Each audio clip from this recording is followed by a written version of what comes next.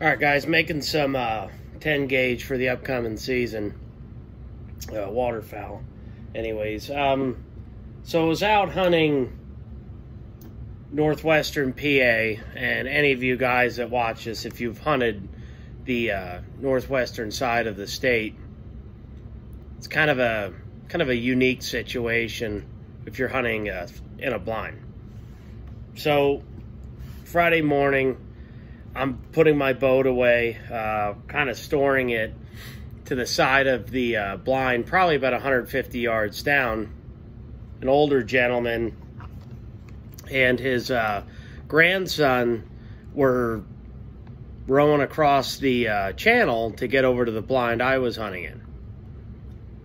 And by the time I got back, boom, there's headlamps right near the blind. So I'm thinking, okay, well, maybe I'm going to get kicked out as the owner of this blind.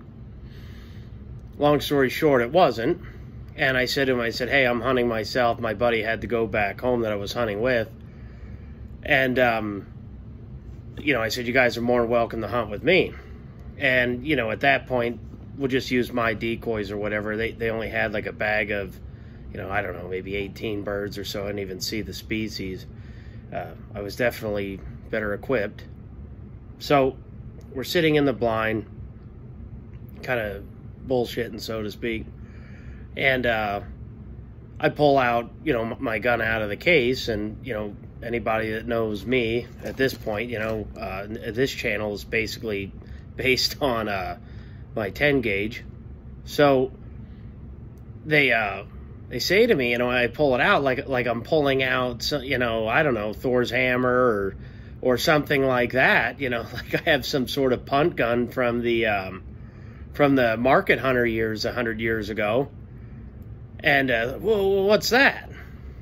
And I said, well, it's a brown and gold 10.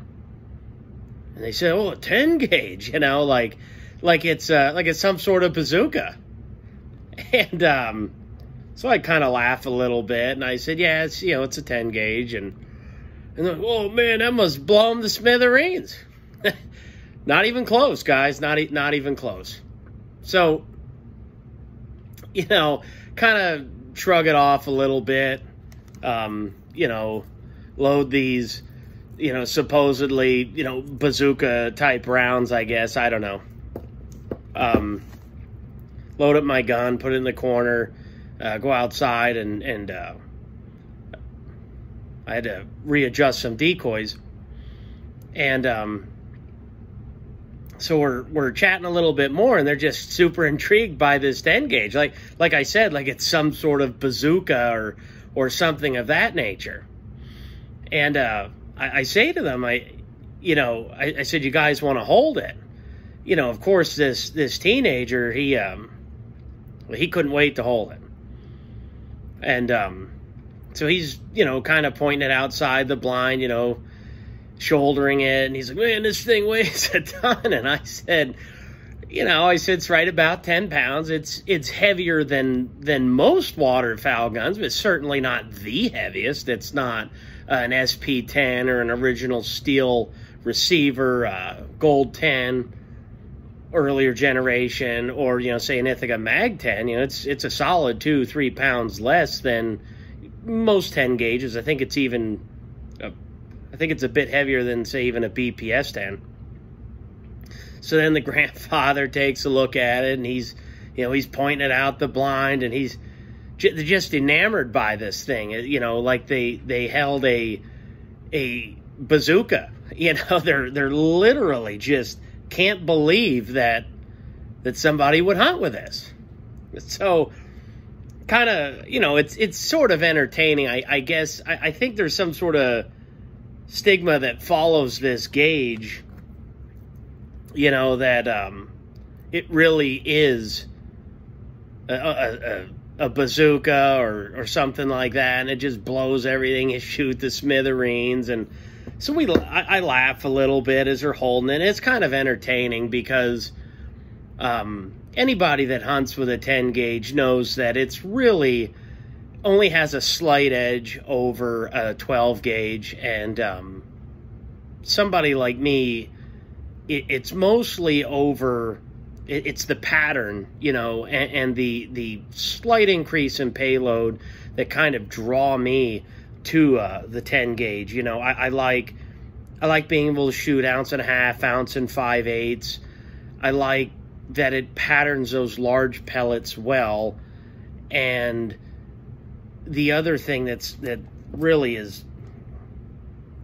kind of keeps me coming back to it is the ability to put the big pellets in and still get a really good pattern versus the 12 gauge 3.5s. I actually went back to 3-inch and 12 gauge probably 4 or 5 years ago. 3.5s just beat you up, and the patterns just, at least in my experience, I've had multiple 3.5-inch 12 gauges. They just don't pattern as good, and they really beat you up because the pressure is really high. But anyways, you know, kind of going back to the 10 gauge discussion with the grandfather, and I said, hey, you know, what ammo are you shooting? Because I knew I'd be able to make my point pretty easy, because I could tell he was shooting 3.5-inch. They're pretty long shells. I could just tell that. And he said, well, I'm shooting these Winchester blindsides. I said, oh, okay. I said, are those the fast ones or the regular ones? Oh, they're the regular ones, you know. I said, oh, okay. I said, what's the payload of that shell? Oh, it's 1 5/8. He goes, we're going 1,400. And I said, oh, okay. I said, what if I told you there's 1 5/8 in here going about 1,350, 1,375? You know, maybe I'm getting 1,400 on maybe I get an extra spicy one, right? And he's like, what? You know?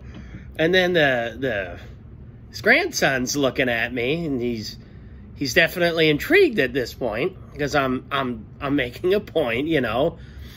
And he's like, that's it? And I said, well, okay. So I said, let's say I even had some of my old shells from the 80s or 90s, the old Winchesters. They were kind of slow, but they were 1 3/4 ounce. I said, we're basically shooting the same shell, you know, generally speaking. The 1.5 ounce is also pretty darn common in 10 gauge. If you buy the Federal Blue Box or whatever, they're 1.5 ounce, they're like $14.50. So technically, if you get 1.5 ounce in a 12 gauge, they're usually set at like $1,500. But I believe there's kind of like a diminishing returns type of thing that happens with steel shot, which is, once again, I go back to the 10 gauge. The patterns just don't lie. And I think the recoil's a bit more of a push versus, like, say, a punch, which is kind of what a 12 gauge 3.5-inch sort of reminds me of. So anyways, talking with the old man, eventually it takes, you know, maybe a minute or two, kind of after, you know, pointing out that we're shooting the same payloads, roughly the same velocities, that, hey, maybe the 10 gauge isn't that much gun. And I said, it's really not. I said, it is definitely on average a bigger payload. It's definitely on average always a bigger shell, right? Because they basically make 10 gauge 3.5-inch. The 2 7/8 days are kind of come and gone many years ago, you know. So all you're going to see, generally speaking, is 10 gauge 3.5. So with 12 gauge, because 3-inch is probably the most common, it does seem like guys just don't shoot the 3.5s maybe as much as they used to. You know, when I was younger, I used to think that you needed 3.5-inch, and quickly realized that I was the problem, you know, and a bigger shell or a different choke wasn't going to yield more birds. But once I kind of pointed out, you know, they're pretty similar. Now, granted that the blindside is a heavier payload, it's an uncommon. That's definitely heavy for caliber in 12 gauge. Mostly it's 1 3/8 ounce, 1.5 ounce. And the 12 gauge 3.5 ounce and 5/8 is definitely heavy for caliber, whereas 10 gauge ounce and 5/8 is really kind of the sweet spot. And then you'll see ounce and 3/8, ounce and a half, I had explained to them, and then even ounce and 3/4, but those are kind of slow in steel shot. So once I had explained that, they'd realized, you know, it's really not that much. So then he, you know, bears the next question is, well, why do it? And I told him, I said, well, it's kind of a unique thing, right? I said, it's multi-faceted question, right? Like, I can't just answer it, you know, just one way. But I told him, I said, it's unique, right? Making your own shells is definitely something that is really kind of adds to the sport, right? You know, some guys make their own decoys and stuff like that, right? Maybe build their own boat or what have you. The main reason that I said I do it, the main reason I got into a 10 gauge is that I can go to the bigger pellets on average, get better patterns on average, and always have the bigger payload. It's not by a landslide, it's a small margin, but it gives me the ability for just a couple more pellets. It's more than a couple, right? It depends what size shot we're talking about. But it gives me the ability to have a couple more pellets over the 12 gauge. I like the recoil out of the 10 gauge. There's a little bit of a wow factor, I guess, with a 10 gauge. You know, like sitting in that blind almost makes worth owning the gun, because people look at it, you know, like it's something out of the ordinary. You know, they I don't know, maybe they've never seen or held a 10 gauge before. I don't know. They certainly aren't that popular. It does seem like they've maybe made a small comeback, kind of like 20, and then 20 gauge. It's kind of like both sides of the spectrum. But I told him, I said, you just cannot beat the pattern with the 10 gauge over the 12. Generally speaking. And I said, if you go and you look at the Mossberg 835, 935, if you actually research that, they actually overboard them to 10 gauge dimensions with the screen, because of the 3.5 inch chamber. I've never patterned one of those guns, so I can't sit here and tell you if it's absolutely worth it or not. I don't know.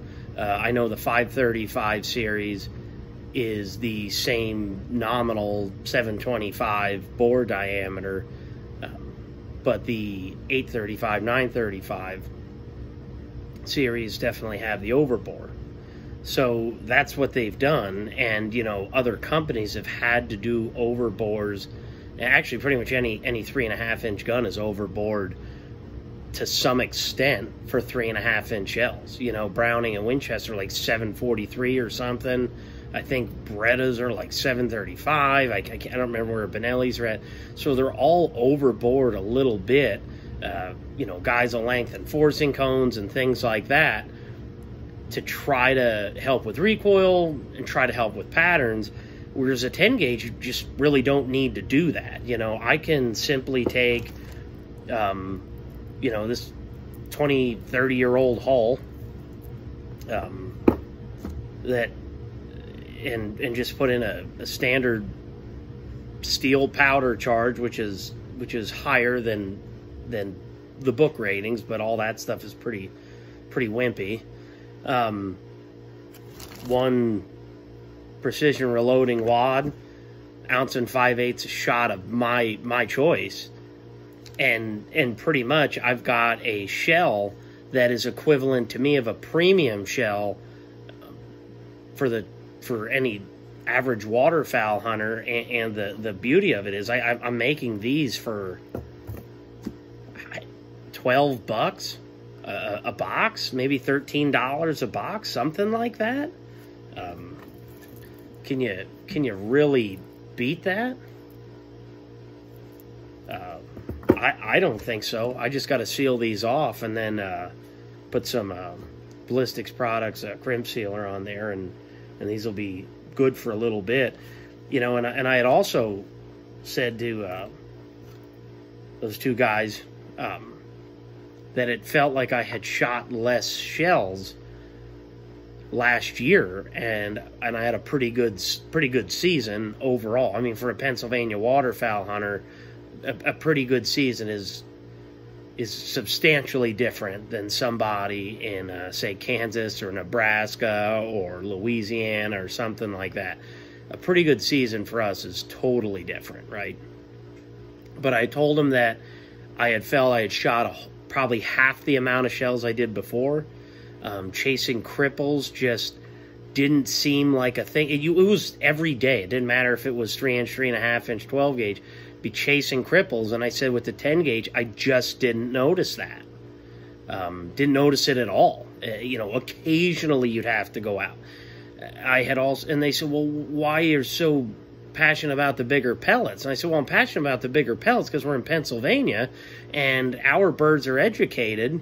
It seems like more so than, say, other states, because the guys we have hunting shoot at birds 100 yards in the sky, so getting them to decoy in 20 yards just isn't that common. A lot of times we have decoys, you know, 30, 35 yards away. And if they land at the edge, well, guess what? You've got a 35, 40-yard shot. So the bigger pellets, so if you're using ones or Bs or BBs or, you know, twos at absolute smallest for me, that's the smallest I go, the 10 gauge makes the most sense. I get the 1 5/8 that I want. I get the bigger pellet that I want. I get the better pattern. At least, like I said, that's my experience. Maybe some of you guys have used 12 gauge and feel that, you know, it patterns better. I don't know. I mean, it's everybody's kind of own opinion, right? But that's why I told them I do it. You know, I like, and I also like kind of crafting your own shell, so to speak. And, you know, I've been hunting with duplex loads, 1s and 2s, 1s and Bs are pretty much what I make. That's all I make now. Depending on how the season goes is going to depend on what shell I use, you know.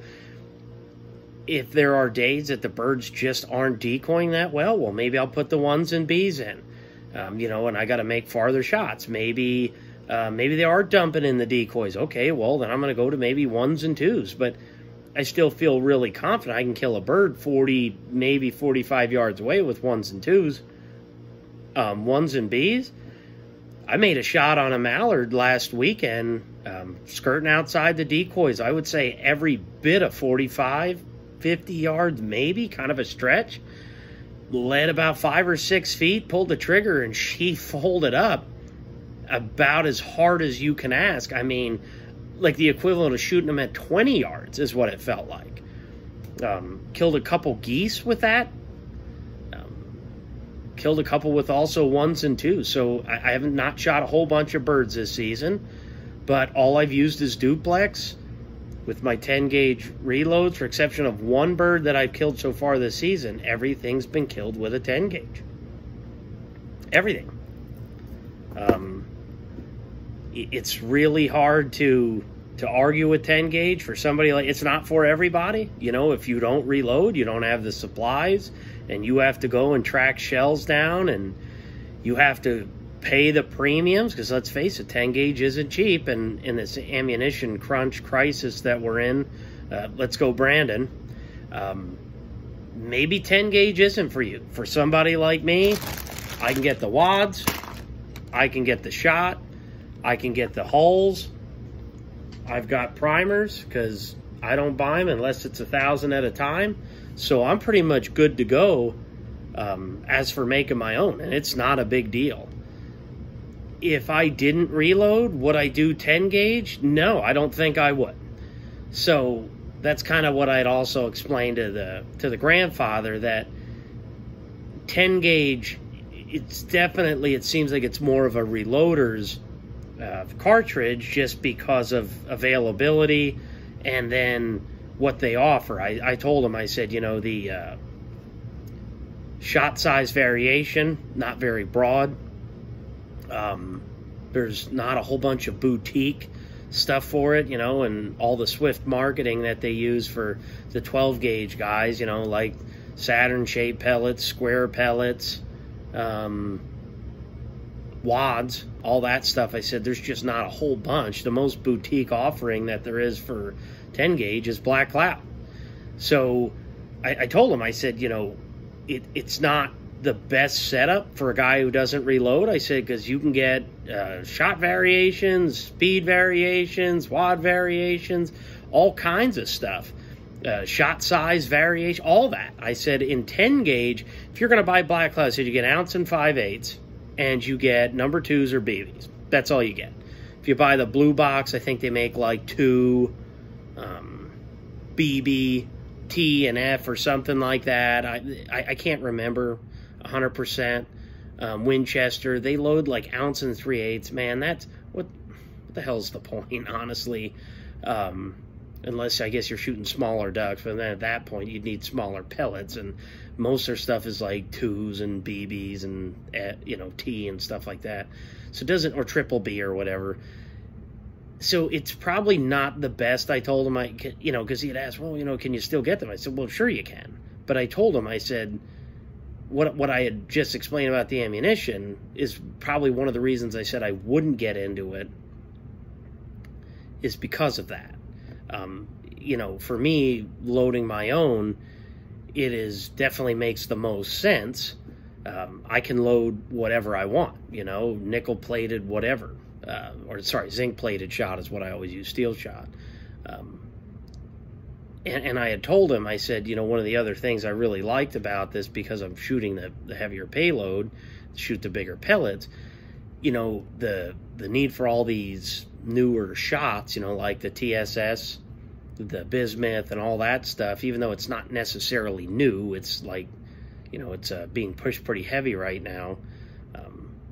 I said, because I'm using the bigger pellets, if I'm using a 1, it hits like a number 3 bismuth, right? And a number 3 bismuth out of your 12 gauge is fairly comparable to, say, the ones out of my 10 gauge, right? You know, we're probably have similar amounts of pellets. The weight is pretty similar. I'd have to go back and look, but I think I do remember that's about what a number 1 hits, is about a number 3 bismuth. So that's what I told him. I said, for me, I can load it cheap. It's still really effective. I'm not chasing cripples. I like the pattern. I said, so it's kind of cool to take it to that next level. And, you know, as any of you can tell, I'm obviously a reloader, right? So it just adds that next little level, you know, to hunting waterfowl, and kind of makes it a little bit more exciting. It's kind of cool killing birds with your own loads, or shooting a deer with your own load, right? So that's kind of cool. But that was a discussion we had, and I figured I'd bring it up because I thought that was an interesting encounter this weekend. I thought that was pretty interesting. I figured I'd bring it up because that's not the first time that I've had somebody say that to me. Not necessarily, you know, hunting with them in a blind per se, but oh, you know, you're using a 10 gauge like it's a bazooka, and it just isn't, right? You know, a number 2 pellet going, say, 1400 out of a 10 gauge. If a number 2 is going 1400 out of a 12, I don't care if it's 2 3/4, 3 inch, or 3.5 inch. I don't care if it's a number 2 going 1400 out of a 20 gauge going 1400. It doesn't matter. The basic law of physics, the pellet still has the same amount of energy. So I don't know why people get so hung up on 10 gauge, and I don't know if it's just because it is a 10 gauge, right? But, you know, at the end of the day, it's what I use. It's what I prefer to use. I enjoy using it, but I figured it was a conversation worth bringing up, just because it's not the first time it's happened, but it's probably the first time that it's, you know, kind of been that type of encounter for me. Usually people ask, oh, a 10 gauge, something like that. Whereas this one, I mean, literally the first half an hour of shooting light was basically talking about this hand cannon that I had. So that's pretty much how I'm going to end it. you guys tell me if you've had similar experiences, or if anybody's ever said anything to you about the 10 gauge that you hunt with, or you know, a friend or cousin or whoever. Figure I can't be the only one that's had this discussion. It does seem like these are kind of like dinosaurs, you know. They're falling to the wayside. All right, have a good one.